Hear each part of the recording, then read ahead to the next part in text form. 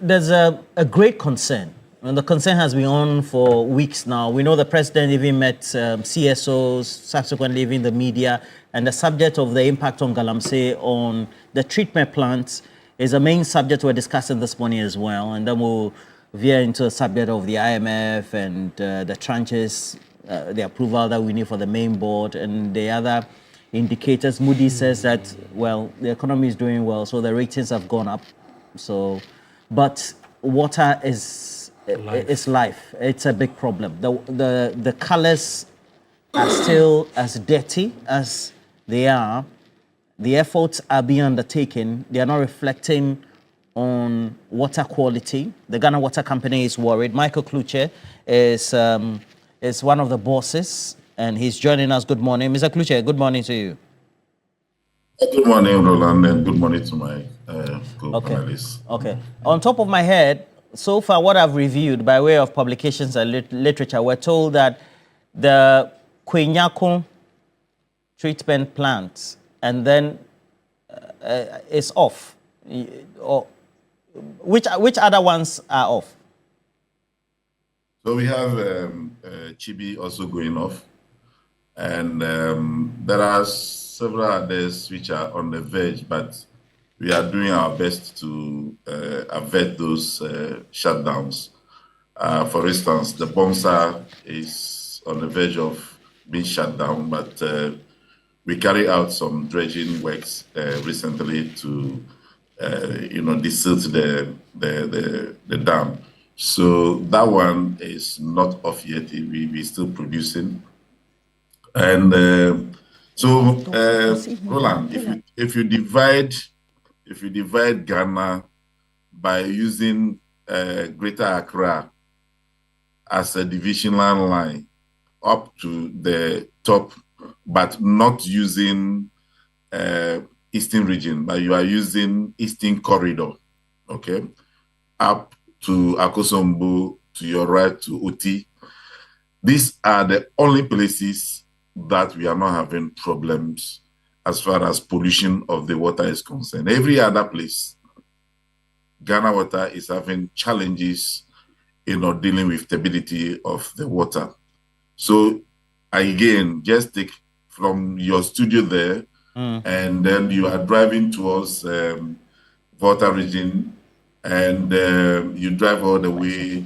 Let's also assume that there is a road that cut through the Krobo areas, and so you get through to Krobo land, and then you flip to the top, but you tilted to the Volta region side, all the way, making sure that Volta River is there. I'm just trying to tell you that the only river we have in Ghana now is Volta River. The rest is polluted all over the place. Okay. Upper East, Upper West are also having their fair share. Gradually, Black Water is having its fair share of pollution all over the place. Yeah. Mr. Klutse, because you are in charge of when it comes to is it the operational side that you're in charge of? Yeah, I'm the corporate planner, so I'm everywhere. Yeah. Okay. So in all, the picture you're painting is quite a disastrous situation. In all, how many treatment plants do we have?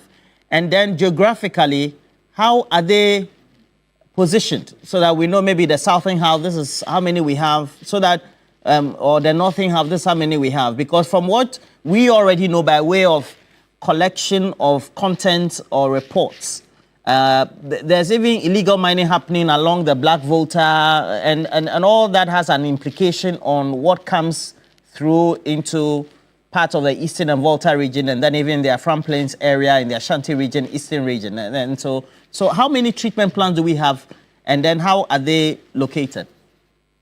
So, we have 86 systems, I should call it. About 23 of them is borehole, so we take that one out. But the rest are all treatment plants.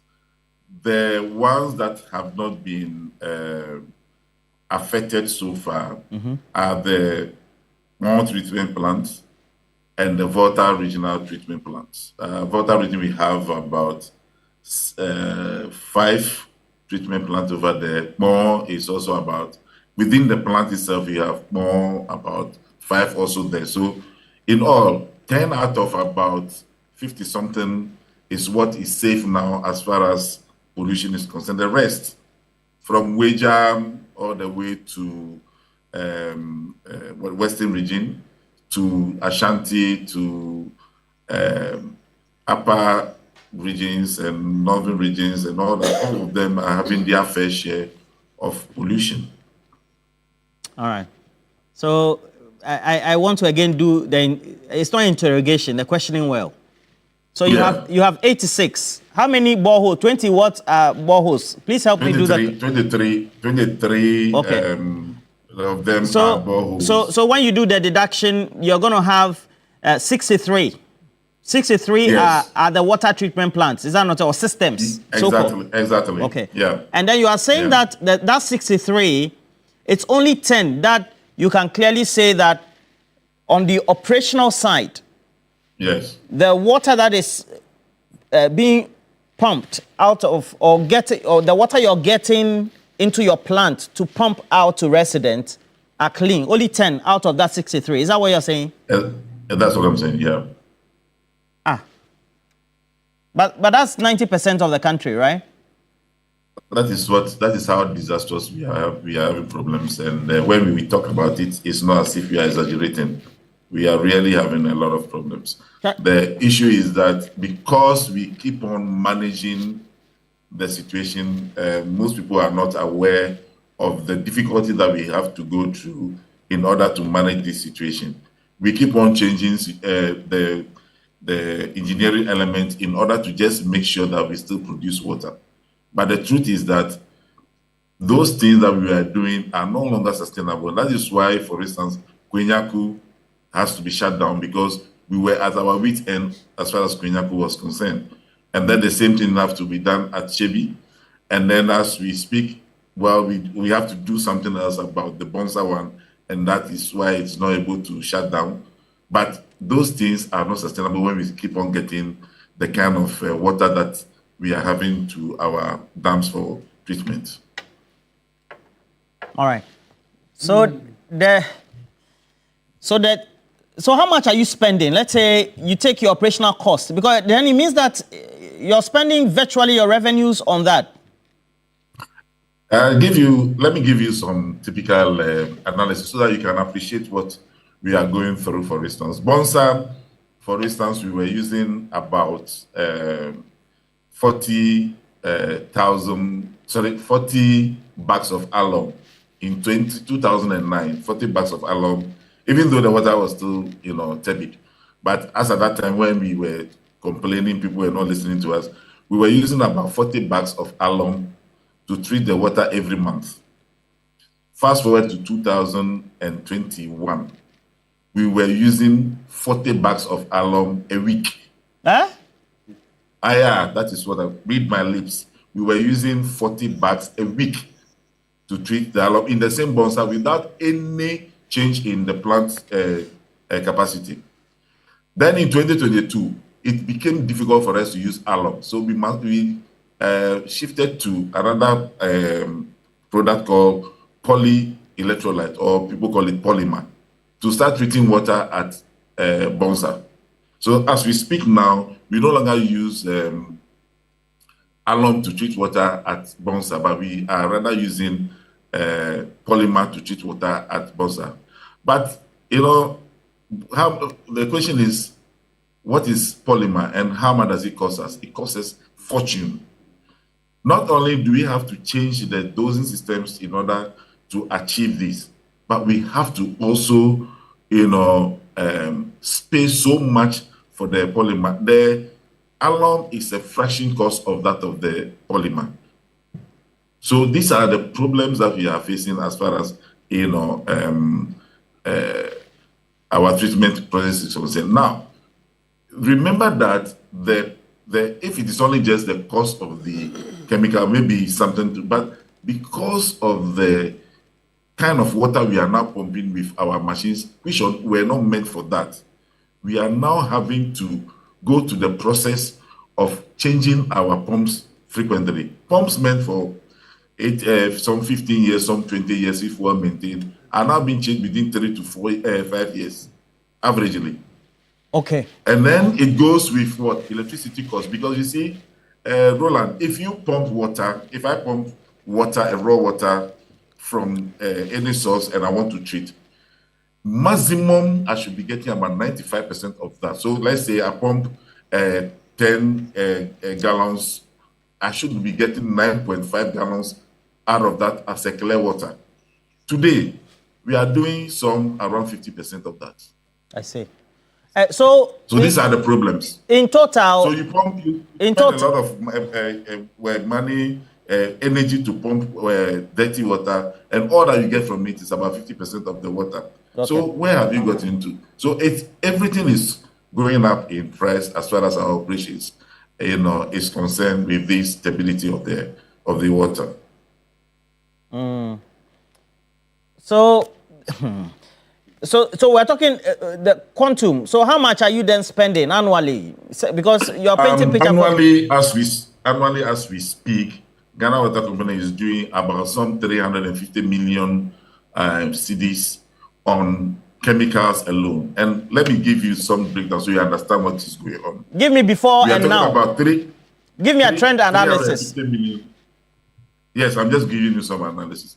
350 million cedis, and out of that, 310 million out of that is for coagulants.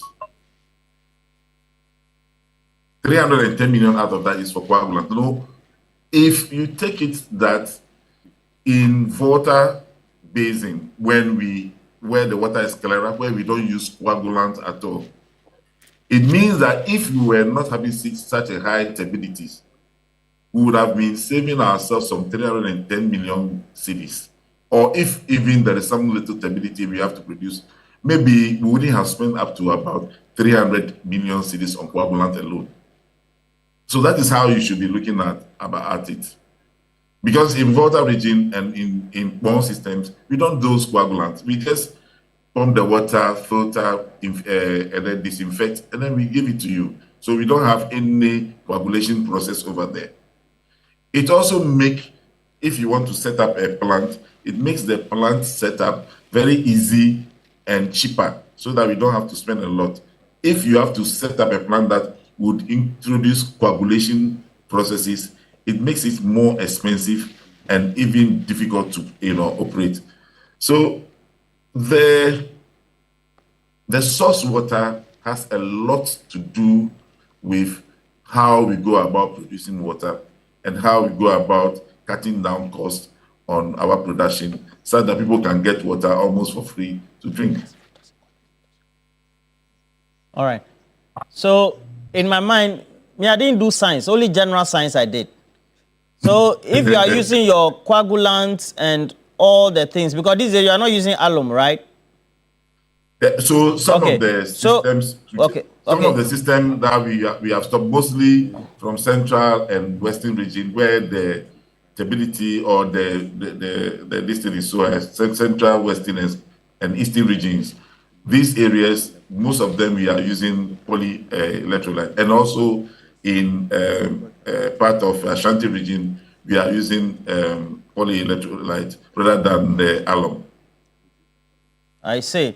Okay, so explain this to me, because you're a science person. So once that's the position you're occupying. Now, when you, as Ghana Water Company, let's say, when I was a young reporter, I used to do a lot of environmental reporting and all rural reporting. So I've drunk the Densu to use for my stand-ups or pistol cameras, and I've gone to Kede, I've drunk, the river bodies, etc. So let's say now I can't do that, obviously.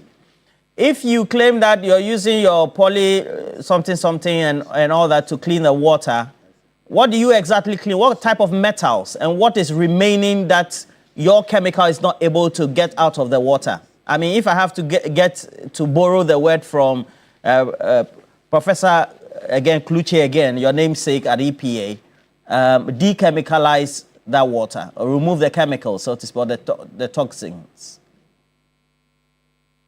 Okay, I know where this is going, but I'm not going anywhere. I'm only asking questions. The process that we go through to treat the water for you is what I first described. Is coagulation, filtration, disinfection. Okay. Now the coagulation process is just to introduce any of these two chemicals I spoke about into the water, so that it will draw down the suspending particles, so that we can get a clearer water to filter. And then after the filtration, we disinfect. Now, what we have done so far and what we have been doing with all other stakeholders coming on board to help us to do, the final water that we get to the people at the moment do not have any threatening level of heavy metals to anybody. All right. But the question is, for how long? Okay. And how sooner are we going to get to that level? Thank you. Good news is that at Ghana Water, we have, what do you call it? A plant located laboratories that will be carrying out quality every hour. So should we see or have any trace of this heavy metal from our final water, we will shut down immediately and stop production. So nobody will get to have to drink such water. But as we speak, we have not yet faced any of such things. All right. At least not from ourselves and not from the people who came to our plant to come and carry out those exercises. Yeah. Your response gives me the reason why you said you know where this is heading. In fact, this response has done, as a strategic communication person, has done Ghana Water, and then also giving a lot of assurance to Ghanaians about the state of the water and then what they are taking in their homes through their pipes. Yeah. Best PR. Please for your information, let our people, let our listener hear that our water is wholesome. They can drink it. They shouldn't have any problem. As long as it's coming from us direct. Where they store sometimes, and we don't know where they store it, that one we cannot fight for it. But once it's coming from us direct, people should not be afraid. They can drink our water. It's wholesome. All right. Thank you very much, Michael Klutse. My guest also will need to talk, and Michael Klutse is a deputy boss for I'm the chief manager for corporate planning. You said deputy manager for? No, I'm not a deputy manager. I'm the chief manager corporate planning, monitoring and evaluation. Okay, chief manager corporate planning, monitoring and evaluation. Michael Tawiah Klutse. Thank you. And